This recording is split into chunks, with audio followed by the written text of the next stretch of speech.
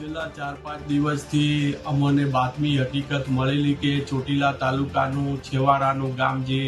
વિછિયા તાલુકાની બોર્ડર પર આવેલ છે એવું ચિરોડા ભાદર જે ગામ છે ત્યાંથી શુક ભાદર નદી પસાર થાય છે।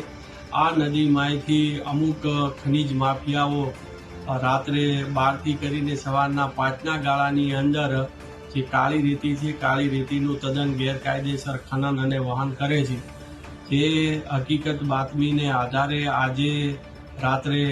મોડી રાત્રે 1:30 વાગ્યાની આસપાસ અમારી નાયબ કલેક્ટર પ્રાંત ચોટીલાની ટીમ સાથે અમે ખાનગી રાહે દરોડો પાડેલો અને આ દરોડા દરમિયાન છે એ સ્થળ ઉપરથી જે ખનન અને વહન કરતા જે ભરેલા એક ડમ્પર, એક લોડર મશીન, એક ટ્રેક્ટર અને ટ્રોલી તેમજ રેતી ચાળવાનો ચારણો અને આશરે 120 ટન કાળી રેતી છે એ જપ્ત કરવામાં આવેલી છે। આ જે મુદ્દામાલ છે એની કિંમત છે 71,32,000 રૂપિયાનો મુદ્દામાલ જપ્ત કરી અને ચોટીલા મામલતદાર કચેરી ખાતે ખસેડવામાં આવેલ છે।